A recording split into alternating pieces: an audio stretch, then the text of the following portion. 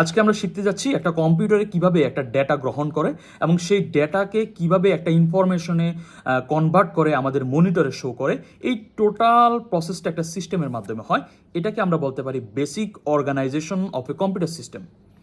Basic organization of computer system works through 5 basic operations: input, storage, processing, control and output.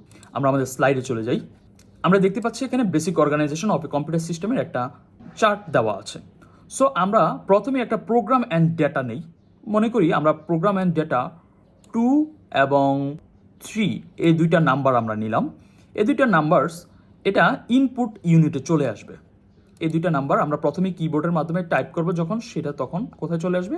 এই input ইউনিটে চলে আসবে এবং input unit থেকে সেটা একটা স্টোরেজ ইউনিটে জমা হবে। প্রথমে সেটা সেকেন্ডারি স্টোরেজ চলে আসলো এবং সেকেন্ডারি স্টোরেজ থেকে সেটা চলে আসলো কোথায়? প্রাইমারি স্টোরেজে। কি চলে আসলো?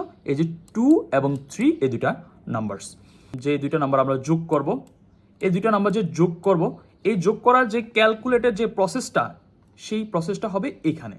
সো এই প্রসেসটা হওয়ার জন্যই কিন্তু কন্ট্রোল ইউনিটে চলে আসবে এবং এরিথমেটিক লজিক ইউনিটের মাধ্যমে এই 2 এবং 3, এই 2 এবং এই যে 3 এই দুইটা মিলে যে 5 হচ্ছে, যোগ করে যে 5 হলো, এই 5 এখানে হলো।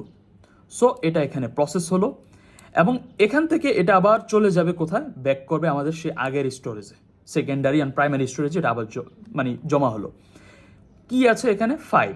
একটু আগে ছিল এখানে 2 এবং 3 এবং এই 2 এবং 3 যোগ হয়ে 5 হলো, ক্যালকুলেট হয়ে সেখানে আবার 5 হিসেবে জমা হলো এবং এই 5 এটা আমাদের আউটপুট ইউনিটে আমাদের শো করছে একটা ইনফরমেশন হিসেবে। মনে করি এটা এই স্কোর, একটা স্টুডেন্টের একটা সর্বোচ্চ মার্কস হতে পারে, কোনো একটা পরীক্ষার রেজাল্ট, এই 5।